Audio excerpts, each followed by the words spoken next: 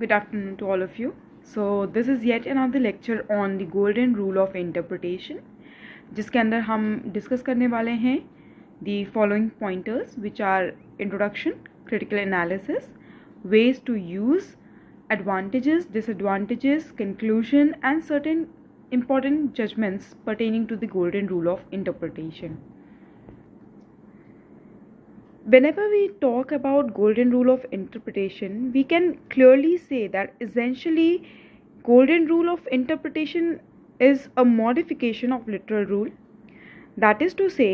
कि जब भी कोई इनैक्टमेंट या डिस्प्यूटेड क्लॉज इन क्वेश्चन आता है इंटरप्रेट करने के लिए, तो हम उसे यूजुअली इंटरप्रेट करते हैं उसके नेचुरल मीनिंग के पर्व्यू में ही. लेकिन हाँ, अगर उसे नेचुरली इंटरप्रेट करने की वजह से results into repugnancy, ambiguity, absurdity, hardship, then the court must definitely modify it to stop such results. तो यहाँ पर कहने का मतलब ये है कि जब भी meaning of the words, phrases या एक्सप्रेशन या सेंटेंस जब अनसर्टेन होने लगते हैं तो obviously we need to modify the natural meaning. That is to say we need to, और the judiciary needs to depart from the natural meaning, and which is actually a requirement for the application of golden rule, and that is the reason it is also called as a modifying method of interpretation. And it can also be said that the golden rule of interpretation is an exception to the literal rule. जब भी हम rules of interpretation की बात कर रहे होते हैं तो बैकग्राउंड में जो हमें एक नोटेबल पॉइंट याद रखना चाहिए वो ये है कि the main purpose of the court is always to supply justice, and to deliver justice proper interpretation has to be done, and they can accordingly use many kind of rules or n number of rules which we have talked about अभी तक, और इसके आगे भी हम जिन rules या principles की बात करेंगे उन रूल्स को अप्लाई करते हुए अगर जस्टिस प्रॉपर्ली सर्व हो रहा है तो accordingly related rules of interpretation को लगाते हुए जुडिशरी प्रॉपर जस्टिस को सर्व करेगी. Whenever we talk about the golden rule, we also need to mention that it can be used in two following ways. First is the narrow way and the second one is the wider one. तो अगर narrower way of usage of golden rule की हम बात करें तो इसका कहने का मतलब है कि जो भी given word होगा it would be capable of multiple interpretation, and since the word used is ambiguous because of the multiple interpretations available to it, तो हम यहाँ पर उस एक मीनिंग को चूज़ करेंगे और एक्सेप्ट करेंगे केस के हिसाब से जो उस केस के पर्व्यू में एक बेटर जस्टिस सर्व कर रही होगी.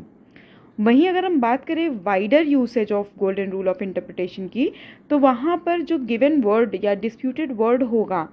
जो जिसका इंटरप्रिटेशन इज इन क्वेश्चन, तो वहाँ पर उस एक वर्ड की सिर्फ और सिर्फ एक ही लिटरल मीनिंग अवेलेबल होगी, and the judiciary when it is applying the golden rule of interpretation to that particular word, it needs to modify the meaning of the word to avoid absurdity.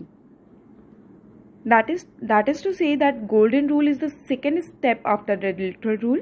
and if literal rule fails due to multiple interpretations or ambiguous interpretation, जो अभी हमने बात की, what are the ways to use golden rule, तो अगर ऐसी कोई situation arise होती है तो ही हम गोल्डन रूल का एप्लीकेशन करेंगे. Let's just now have a quick review of कि क्या क्या एडवांटेजेस हैं गोल्डन रूल के और क्या डिसएडवांटेजेस हैं. अगर हम एडवांटेजेस की बात करें तो गोल्डन रूल अलाउ करता है जजेस को या जुडिशरी को to modify the meaning of a word, given word, to so that it can remove its absurdity. And the second most important requirement of or the you can say advantage of the golden rule of interpretation is that it always takes away the requirement of amending the statute. वहीं पर अगर हम disadvantages की बात करें तो disadvantages में हम ये कह सकते हैं कि गोल्डन रूल का यूसेज जो है that is very limited and rare, बहुत ही अनप्रिडिक्टेबल है क्योंकि इसके लिए कोई भी गाइडलाइंस नहीं प्रोवाइडेड की गई हैं, और यहाँ पर चूँकि जजेस को अलाउ किया जाता है मॉडिफाई करने के लिए, तो हाँ हम ये भी कह सकते हैं कि it might create an imbalance of separation of power to certain extent. तो these are the advantages and the disadvantages of the golden rule of interpretation. Now if we talk about certain important cases regarding the golden rule of interpretation,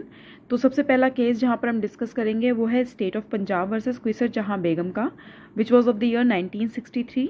इस case के जो facts हैं वो कुछ इस तरीके से हैं कि जो रिस्पोंडेंट्स हैं they were the owners of 55 bighas and 7 biswas which was later acquired by the appellant for his own use. And the crucial fact here is that the respondents were not even informed about this.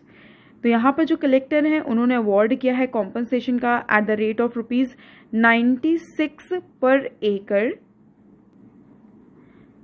but the respondent they contended the valuation after a year of the award of compensation. And the contention of the respondent against the valuation was rejected initially, as it was said that it is beyond the period of limitation as per the section 18 of Land Acquisition Act 1894. तो यहाँ पर जो Land Acquisition Act का section 18 है, that particular provision is in question. Issue क्या है कि ये जो लिमिटेशन पीरियड प्रोवाइड किया गया है सेक्शन 18 के अंदर, ये आखिर स्टार्ट कब से होगा? तो ये स्टार्ट क्या डे ऑफ सेल से होगा या उस दिन से स्टार्ट होगा जिस दिन से अवार्ड की नॉलेज मिली है? तो सुप्रीम कोर्ट ने यहाँ पर गोल्डन रूल को लगाते हुए मॉडिफाई किया इस प्रोविजन की मीनिंग को, सो that it can include the limitation with in the purview of limitation period the time that is which should start from the date of receiving the notice of the award,